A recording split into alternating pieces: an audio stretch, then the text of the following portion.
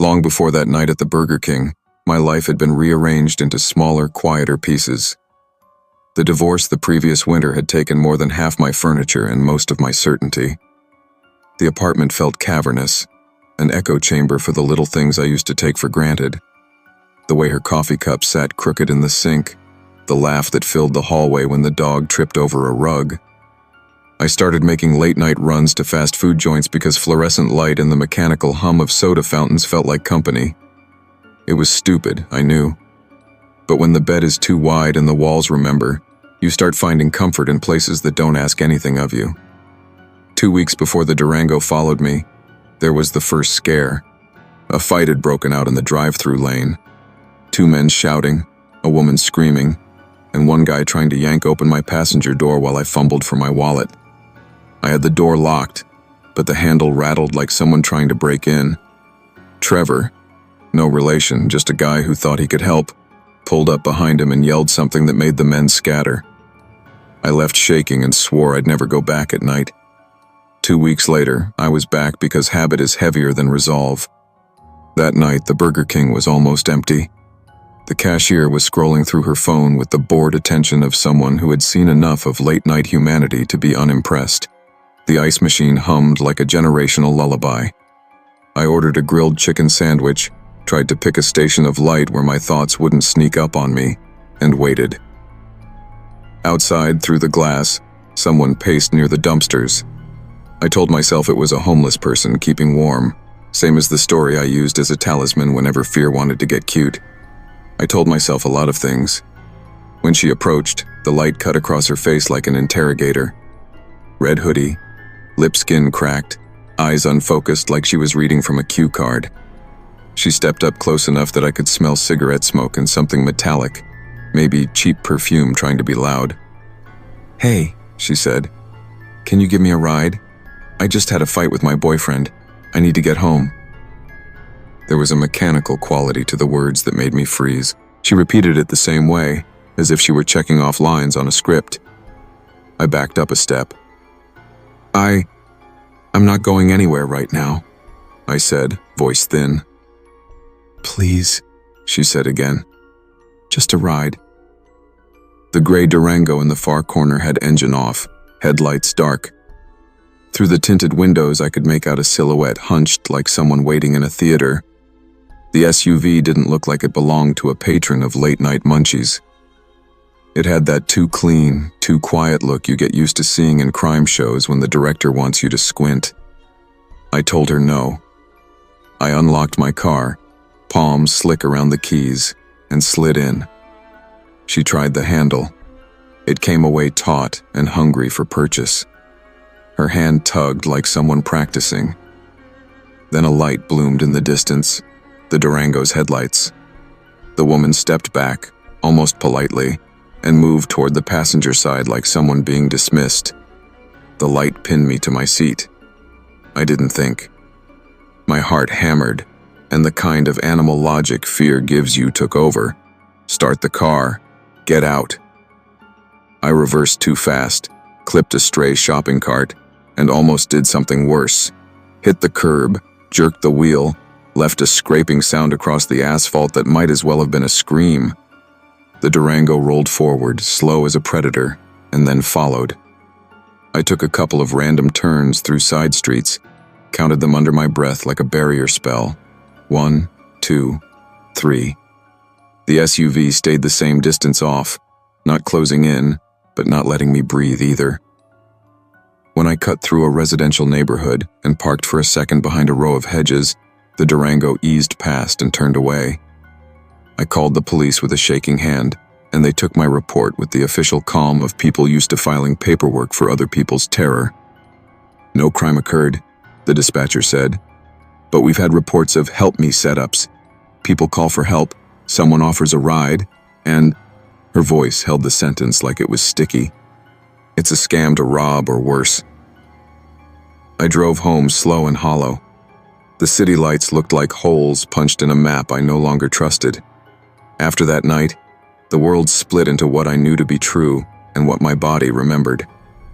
I found myself scanning parking lots, checking mirrors twice, parking under lamps like some suburban lighthouse keeper. I used to joke about being hypervigilant.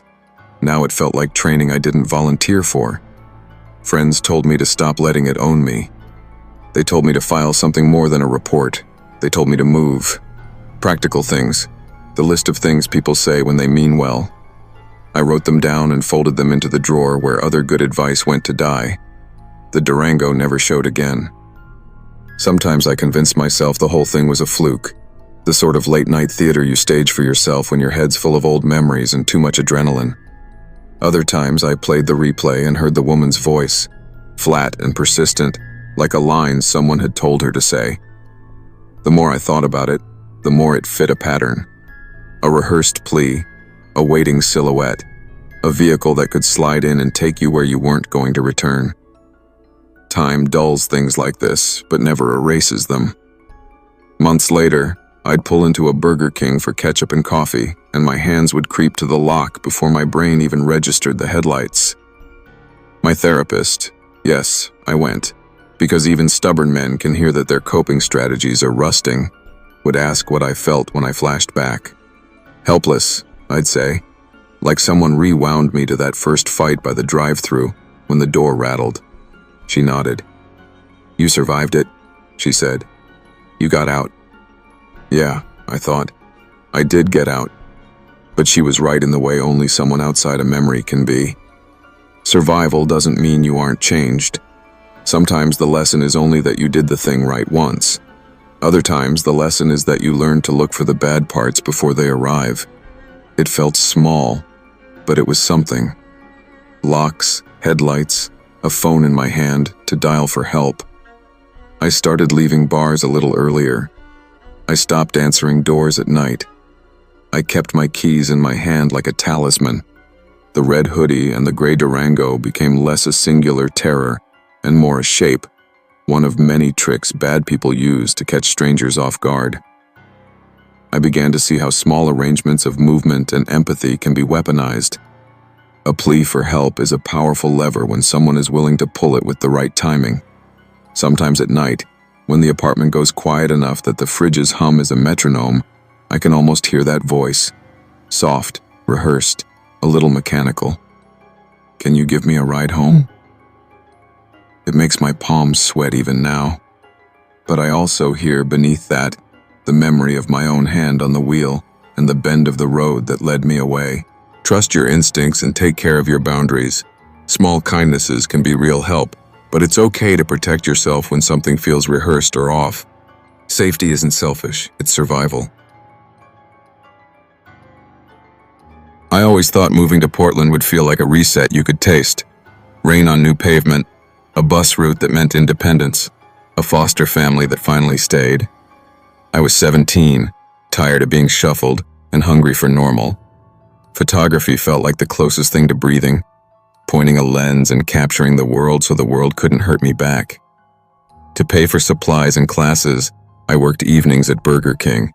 It was practical and quiet in the way a lot of temporary things are, necessary, crude, and easy to put down when it became too heavy. The first few nights were awkward but fine. Julian, a college kid who made jokes about everything, handled the drive-thru like it was the stage for his stand-up routine.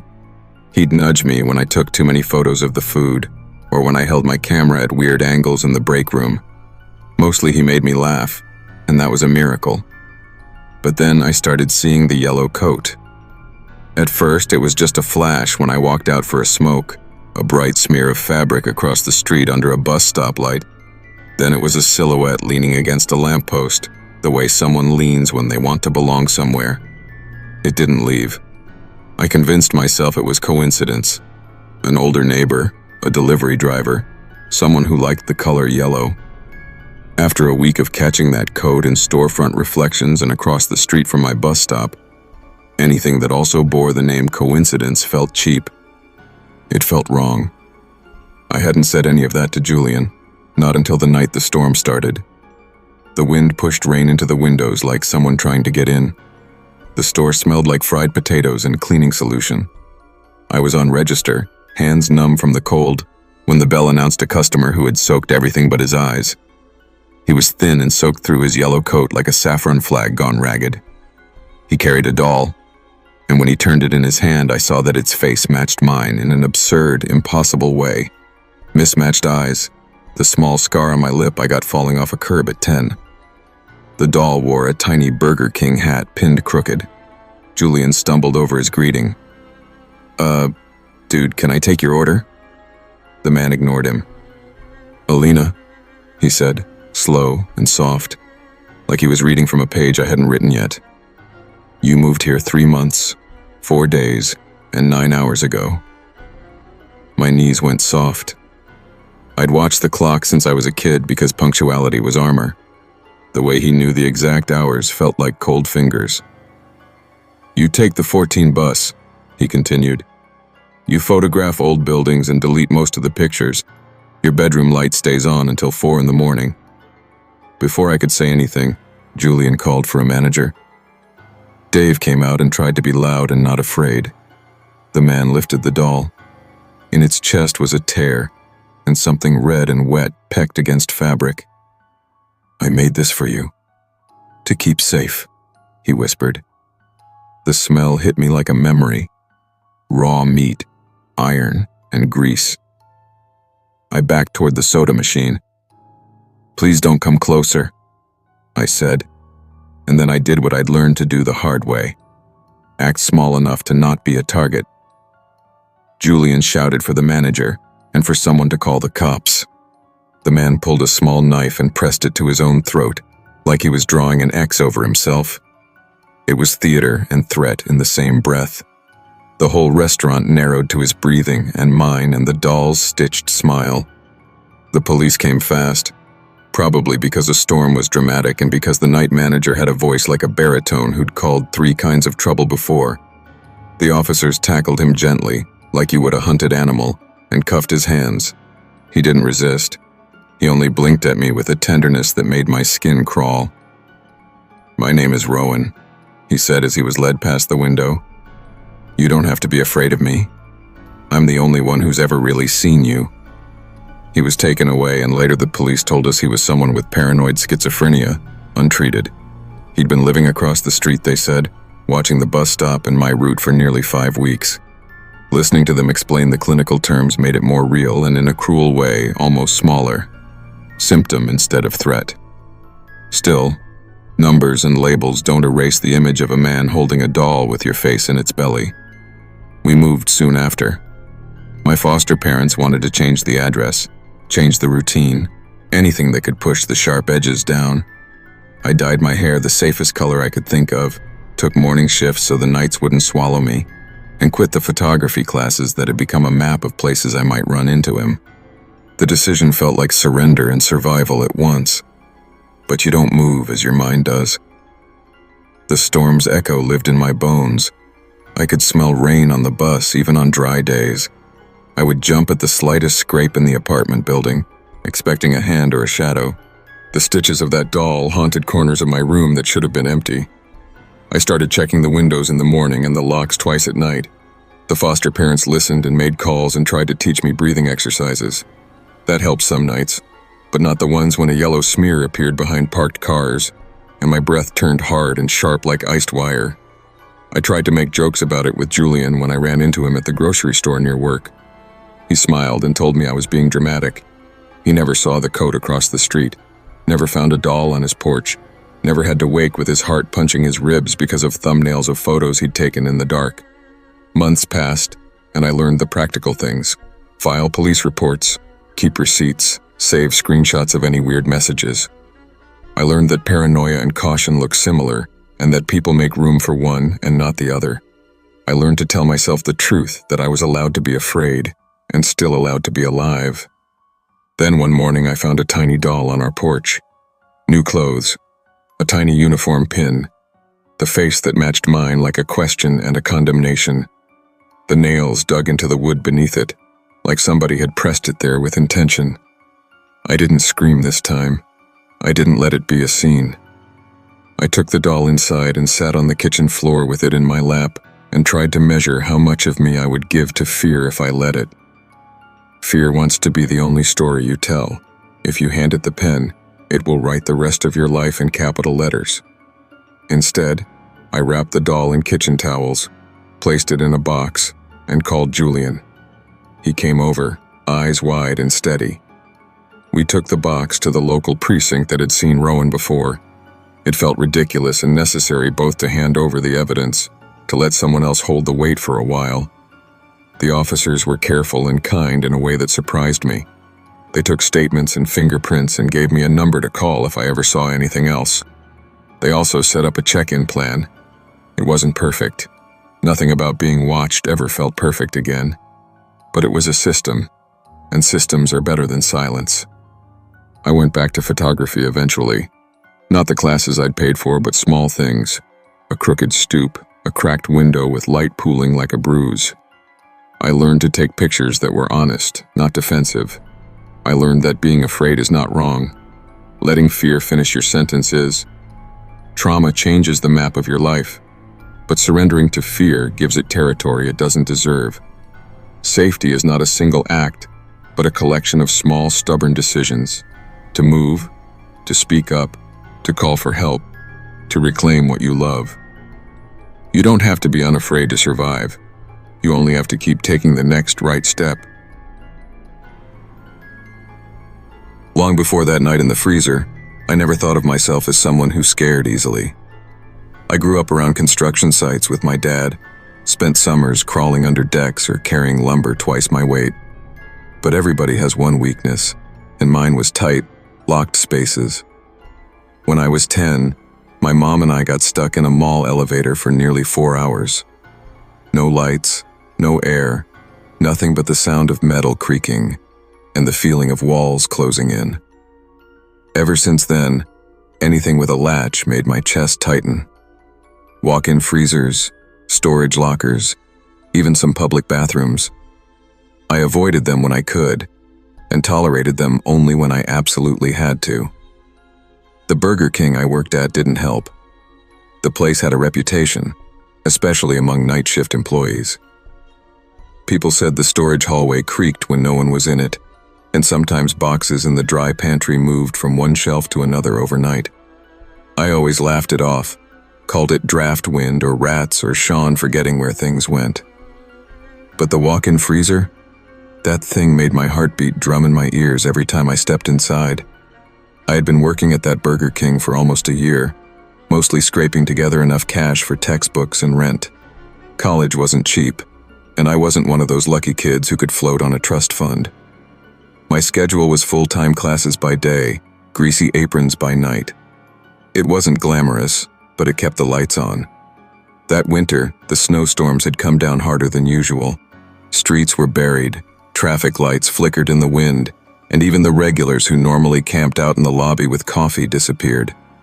On the night everything happened, only 2 of us showed up for the closing shift, me and Sean, the assistant manager. Sean was the kind of guy who always looked exhausted, always smelled faintly like whiskey, and never seemed bothered by anything. Not broken fryers, not angry customers, not the blizzard beating against the glass. "You good for stocking the freezer?" he asked as soon as I clocked in. "District might do a surprise inspection tomorrow." I groaned. "Dude, the latch has been sticking all week." Sean waved me off. "Just don't slam it, kid. You'll be fine." The words, "you'll be fine," never made me feel less fine. An hour into the shift, drive-through slowed to a crawl. Most sane people were home avoiding the storm, and the few who did come through were truck drivers or night shift workers grabbing hot food before the roads got worse. The wind outside sounded like a freight train trying to rip the building apart. Sean leaned against the fryer, scrolling his phone. "Get that freezer done before we get another rush." "I'm telling you," I muttered, grabbing the flashlight we kept for nights like this. "If I get stuck in there, you're paying for my therapy." Yeah, he said without looking up.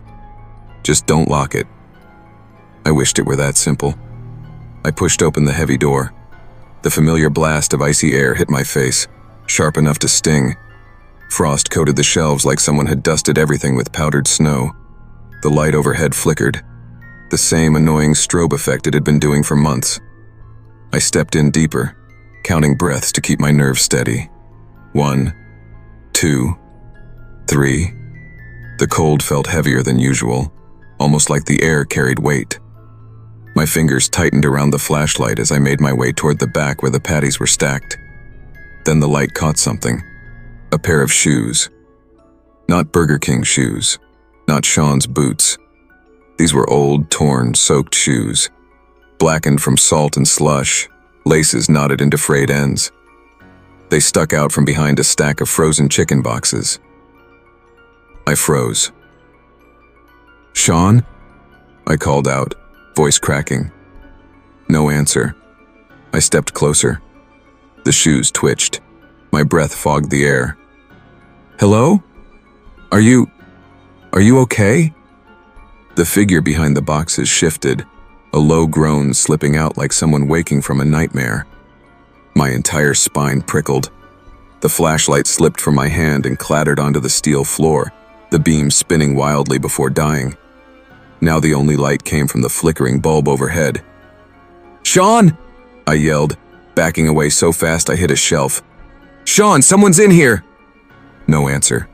The figure rose slowly, painfully, like every joint was frozen stiff.